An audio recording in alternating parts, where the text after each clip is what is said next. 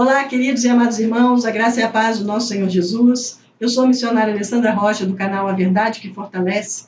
Este canal que foi criado para estudarmos a Bíblia Sagrada verso a verso, o texto dentro do seu contexto, com a finalidade de alcançarmos o maior entendimento da vontade de Deus para as nossas vidas e para que possamos edificar e fortalecer a nossa fé. Hoje é a nossa 23ª aula da Epístola aos Romanos, que nós intitulamos de Maravilhosa Graça, apreciando a liberdade através da justiça de Deus. Estamos estudando na unidade 4, a nova vida em Cristo, falando do modo de vida agradável a Deus, um viver cristão prático. Estamos estudando o capítulo 13, em que Paulo cita os deveres civis, morais e espirituais do cristão. Já falamos na aula passada do nosso relacionamento com o Estado, o nosso dever de respeitar toda autoridade por ser entendida como permitida por Deus. A restrição à desobediência às autoridades, como vimos, deve ser somente quando algum mandamento civil não está de acordo com os ensinos e normas da Bíblia. Assim, o cristão não só tem o direito, mas o dever de recusar tal ordem, de fazer o que Deus ordena, o que agrada a Deus. A diferença de opinião ou filosofia política não é causa justa para desobedecer às leis do país. E hoje nós vamos falar do nosso dever em relação com o próximo. Está no capítulo 13, verso 8 ao verso 10. E o nosso dever em relação ao tempo, que está no capítulo 13, do verso 11 ao verso 14. O objetivo da nossa aula de hoje é caracterizar os deveres dos cristãos como indivíduos, principalmente para com o dever de amar o próximo, no qual nós devemos o amor, que é a dívida em que nunca se paga, o amor que é o cumprimento da lei e o amor que não pratica o mal contra o próximo. E vamos também buscar discernir o tempo em que vivemos. Segundo as Escrituras, vivemos em uma exposição clara dos fins dos tempos. Tempos difíceis, tempos trabalhosos, de apostasia, de esfriamento do amor. Portanto, devemos buscar o entendimento para sermos mais prudentes, vigilantes, cuidadosos, para que não sejamos envolvidos por essa geração mundana e egocêntrica de hoje. Estes são os assuntos que nós vamos tratar nessa aula de hoje. Agora eu quero lembrar aos irmãos que na descrição desse vídeo vocês encontram os links das aulas anteriores e a bibliografia, que é a lista dos autores e teólogos que nós consultamos para realizar as nossas aulas. Também quero reafirmar a todos vocês que podem consultar as nossas aulas de uma forma bem ágil no YouTube, que é através da hashtag AVF Alessandra Rocha, tudo junto em letra minúscula, e vocês terão rapidamente a lista de todos os nossos vídeos de estudos disponíveis do canal. Agradeço a todos vocês que estão deixando seus comentários. Muito obrigada, continuem participando. Peço a vocês que vocês divulguem o nosso canal, para que juntos nós possamos evangelizar, transformar e fortalecer vidas com o estudo da Palavra de Deus. Depois dos nossos recadinhos, nós vamos agora começar a nossa aula.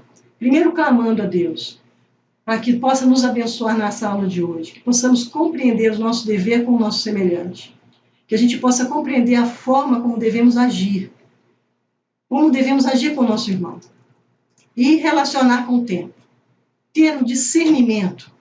O que podemos fazer hoje a fim de glorificar o nome do Senhor, de testemunhar o amor, de mostrar como é gracioso o nosso Deus em nossas vidas. Em nome de Jesus. Amém.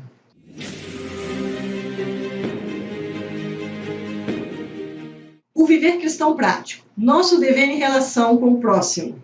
Vamos ler Romanos capítulo 13, do verso 8 ao verso 10. Não fique devendo nada a ninguém, exceto o amor de uns para com os outros. Pois quem ama o próximo, cumpre a lei. Pois estes mandamentos, não cometa adultério, não mate, não furte, não cobice, qualquer outro mandamento que houver, todos se resumem nessa palavra. Ame o seu próximo como você ama a si mesmo. O amor não pratica o mal contra o próximo. Portanto, o cumprimento da lei é o amor. Vimos nesses versos o nosso dever em relação com o próximo. No Evangelho, amar o próximo não é uma opção, é uma ordenança. Mas é certo que a prática do amor é resultado de uma vida transformada e equilibrada. Este texto nos reporta a palavra de Jesus, que vimos lá em Mateus, capítulo 22, do verso 37 ao verso 40. Vamos ler. Jesus respondeu: ame o Senhor seu Deus de todo o seu coração, de toda a sua alma, de todo o seu entendimento. Este é o grande e primeiro mandamento. E o segundo, semelhante a este, é: ame o seu próximo como você ama a si mesmo. Destes 2 mandamentos dependem toda a lei e os profetas. Vimos aqui que Paulo sempre reporta a questão do amor. Sobre o nosso dever de amar o nosso próximo, nós vimos como Paulo falou: o amor é uma dívida que nunca se paga. O amor é o cumprimento da lei. E o amor não pratica o mal contra o próximo. Embora nós cristãos não sejamos deste mundo presente, temos que viver nele e nos relacionarmos com as pessoas. Na realidade, temos que aprender a responder a todas as forças boas ou más que atuam neste mundo, de maneira a não nos prejudicar espiritualmente e que nos ajude a mostrar aos outros a nossa dedicação à vontade de Deus. De modo que todos os que receberam a justificação que vem pela fé adquiriram uma dívida com o próximo, dívida do amor. Toda a responsabilidade que temos com o próximo pode resumir-se em uma só palavra: amar. Eis o que Paulo nos fala nesses versos, da dívida que todos nós devemos ter, a dívida do amor. Não podemos dever nada a ninguém no que diz respeito aos deveres que temos em relação ao que o Estado nos apresenta. Mas quanto a amar uns aos outros, nunca saldaremos essa dívida. Por isso é que devemos pagá-la diariamente, porque sempre estaremos aquém daquilo que o Senhor deseja que façamos. E por isso é que estamos em dívida, em débito com este alvo que é o amor ao próximo. A intenção de Paulo com essa exortação é impedir que possamos pensar que já amamos alguém suficiente, porque fizemos isso ou aquilo. Jamais podemos pensar que agora podemos parar de amar alguém. Se sentirmos verdadeiramente e constantemente em débito nesse aspecto, seremos impulsionados a amar sem limitações de qualquer natureza, a amar sempre e constantemente. O amor é o cumprimento da lei, como diz o Paulo. Se, por um lado, devemos viver sempre na certeza de que o nosso amor para com o próximo nunca é suficiente e estaremos sempre em dívida nesse aspecto, por outro lado, quem ama o próximo tem o cumprimento da lei. Mas temos que entender o que Paulo quer dizer com isso. Já estudamos nas aulas passadas que somos incapazes de cumprir a lei devido à nossa natureza pecaminosa, egocêntrica e decaída. Vimos que a graça de Deus que nos enviou Jesus para nos resgatar da maldição da lei faz com que agora, através do poder do Espírito Santo, o preceito da lei se cumprisse em nós. Assim podemos entender que o Espírito Santo que nos concede o poder de cumprir o preceito da lei é o mesmo que nos concede a capacidade de amar ao próximo. Este ato, visto por Paulo como cumprimento da lei, é a ação do Espírito Santo em nós que nos capacita a amar. E quando Paulo cita a lei, faz com que a intenção de mostrar que o cumprimento da lei livra o nosso próximo de coisas ruins, como adultério, como assassinato, como roubo, cobiça e muitas outras coisas, que envolvem a sua integridade física e moral. Olha, nós somos capazes de fazer o bem. Quando não praticamos estes atos, aqueles que nos cercam não sofrem. Então vimos que o amor nos impede de realizar qualquer coisa má e nos leva a realizar as coisas boas para com o próximo, a nossa dívida de amor, que nunca se paga e sempre faz se cumprir a lei. Esse é o nosso dever em relação ao próximo. Vamos ver agora o nosso dever em relação ao tempo. Vamos ler Romanos, capítulo 13, do verso 11 ao verso 14. E digo isso a vocês que conhecem o tempo. Já é hora de despertarem do sono, porque a nossa salvação está agora mais perto do que quando no princípio cremos. Vai alta a noite e o dia vem chegando. Deixemos, pois, as obras das trevas e revistamo-nos das armas da luz.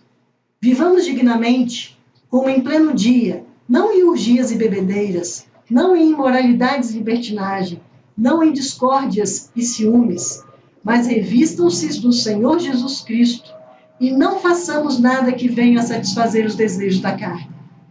Vamos entender esses versos.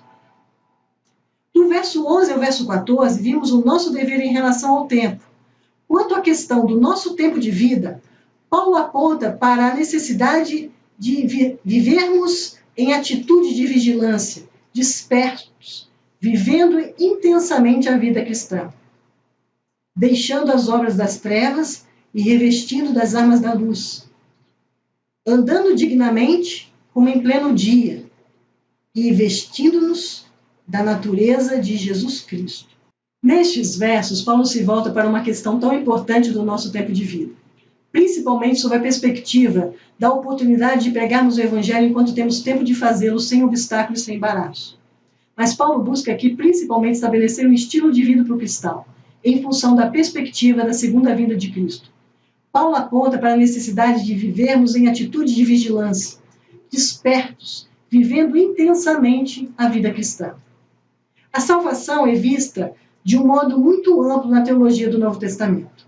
Ela ocorre quando cremos na obra de Cristo, no ato da justificação. E ela continua ocorrendo ao longo da nossa vida enquanto buscamos a presença de Cristo cada dia mais, provocando em nós a nossa santificação.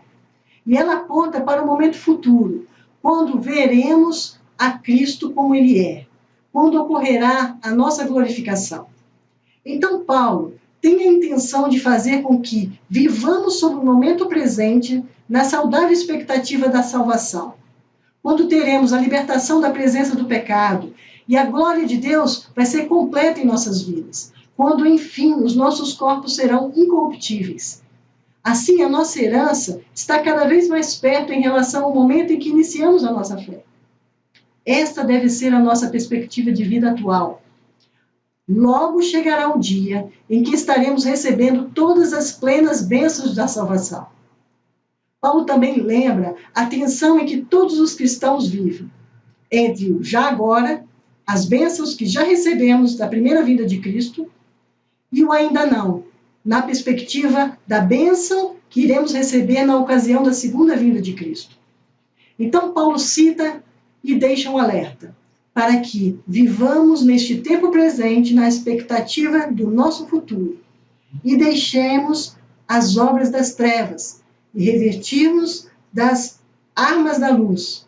Assim seremos vistos como guerreiros que afastam a cada dia mais do mal e alcancemos essa luta com as armas concedidas por Cristo, que está lá em Efésios, capítulo 6, do verso 10 ao verso 18. Que fala da armadura de Deus, que é a palavra de Deus, que é o Evangelho, que nos permite resistir no dia mal e permanecer inabalável. Gostaria que vocês lessem Efésios, capítulo 6, do verso 10 ao verso 18. Ele também adverte para que andemos dignamente, como em pleno dia, se referindo acerca do nosso comportamento apropriado, daqueles que já estão esclarecidos, que já têm o conhecimento da luz de Cristo, já não vivem mais nas trevas e nem nas suas obras de trevas. Devemos nos revestir da natureza de Cristo, buscando incessantemente obedecer, andar e satisfazer o nosso Deus, não permitindo que a nossa natureza pecaminosa e decaída nos domine no dia a dia. Nós só vamos conseguir isso andando no poder do Espírito Santo e não satisfazendo o desejo da nossa carne. É isso que Paulo está falando nesses versos. Assim, queridos, nós estamos encerrando a nossa análise dos nossos versos, desses versos que acabam o capítulo 13. Vamos passar agora para as nossas considerações finais. O amor exige muito mais do que qualquer lei. E o amor é o cumprimento de tudo quanto a lei exigiu. Porque tudo aquilo era com o fim de que não fizéssemos mal ao próximo. Aquele que ama o próximo não pode fazer mal. A mensagem mais poderosa que podemos apresentar ao próximo é na forma de lhe manifestar o amor. Assim, não podemos amar sem pregar a verdade de Deus para que tenham a oportunidade de viver eternamente. Se quiser viver a vida que Deus preparou para aqueles que Ele justifica por meio da fé no Evangelho de Cristo, deve amar o seu próximo como a si mesmo. É seu privilégio, é a sua oportunidade, é o seu dever imitar o amor de Deus. Não deva a ninguém, senão a dívida do amor.